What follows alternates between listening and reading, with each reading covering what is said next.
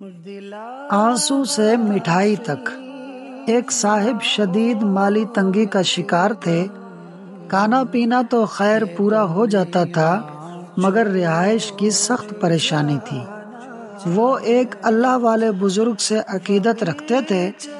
حالات سے تنگ ہو کر ان کی خدمت میں حاضر ہوئے اور عرض کیا کہ حضرت، بہت تکلیف ہے، بہت پریشانی ہے۔ بس ایک کمرے کا گھر ہے، اس میں خود بھی رہتا ہوں، میری بیوی اور 4 بچے بھی ساتھ ہیں، بوڑھی والدہ اور 2 بہنیں بھی ساتھ ہیں، اور خاندان کی ایک بوڑھی رشتہ دار بیوہ خاتون بھی میرے زیر کفالت ہیں۔ اتنے سارے افراد اور ایک کمرہ، بہت سخت پریشانی ہے۔ یہ کہتے ہوئے ان کے آنسو بار بار چھلک پڑے۔ بزرگوں نے گردن جھکائی، غور کیا اور فرمایا، تمہارا مسئلہ حل ہو جائے گا۔ ایک مرغا لے جاؤ اور اسے بھی اپنے کمرے میں ساتھ رکھ لو۔ وہ صاحب خوشی خوشی گئے، مرغا لیا اور اسے بھی کمرے میں رکھ لیا۔ ایک ہفتے بعد بزرگوں کے پاس حاضر ہوئے تو پہلے سے زیادہ غمزدہ اور دکھی تھے۔ حضرت، مسئلہ بالکل حل نہیں ہوا، بلکہ اب تو اور بڑھ گیا ہے۔ مرغا شور مچاتا ہے، گندگی پھیلاتا ہے۔ بزرگوں نے گردن جھکائی، تھوڑا سا سوچا اور فرمایا، اب میں سمجھا، تمہارا مسئلہ تھوڑا بڑا ہے۔ تم ایک بکرا لے جاؤ اور اسے بھی ساتھ رکھو، اور 1 ہفتے بعد اطلاع دو۔ 2 ہفتے بعد وہ صاحب آئے تو پریشانی سے کانپ رہے تھے۔ یا حضرت، مسئلہ اور گمبھیر ہو گیا ہے۔ بکرا پیشاب بھی کر دیتا ہے اور نیند بھی ٹھیک نہیں کرنے دیتا۔ بزرگوں نے غور کیا اور فرمایا، اچھا، اب سمجھا تمہارا مسئلہ کیا ہے۔ تم ایسا کرو کہ ایک گدھا لے آؤ اور اسے بھی ساتھ رکھو، اور ہفتے بعد اطلاع کرو۔ 1 ہفتے بعد وہ صاحب آئے تو لگتا تھا کہ غم اور پریشانی سے ابھی وفات پا جائیں گے۔ آنسو ان کی آنکھوں سے برس رہے تھے اور وہ ادھموئے ہو چکے تھے۔ یا حضرت، اب تو زندگی سے تنگ ہو گیا ہوں، گدھے نے تو جینا حرام کر دیا ہے۔ بزرگوں نے فرمایا، اچھا ایسا کرو کہ مرغا نکال دو اور ہفتے بعد اطلاع کرو۔ وہ صاحب ہفتے بعد آئے اور کہنے لگے، حالات میں تھوڑی سی بہتری ہو گئی ہے۔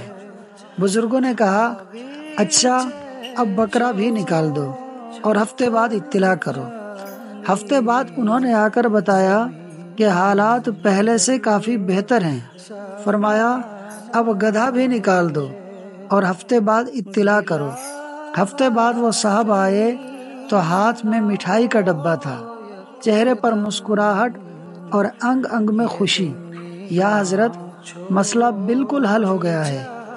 اب اپنا کمرہ بنگلہ لگتا ہے، سب گھر والے خوش ہیں، سب کھلے کھلے رہتے ہیں، اور کمرہ بالکل پاک صاف ہے۔ اسی خوشی میں مٹھائی لایا ہوں، قبول فرمائیے۔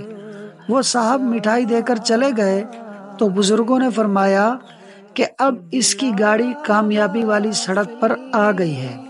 اب یہ ہر دن مزید راحت اور ترقی پائے گا انشاءاللہ۔ شکوے سے شکر تک۔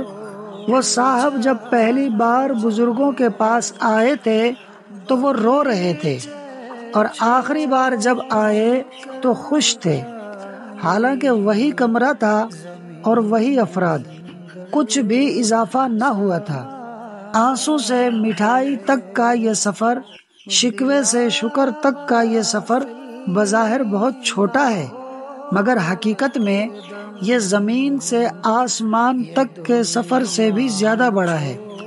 وہ صاحب آئے تھے تو بزرگوں نے سمجھ لیا تھا کہ ان کے رزق میں تنگی کا بڑا سبب ان کی ناشکری اور بے صبری ہے۔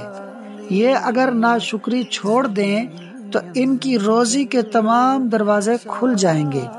چنانچہ بزرگوں نے ان پر پہلے سخت بوجھ لادا، پھر یہ بوجھ ہلکا کیا تو ان کی حالت بدل گئی۔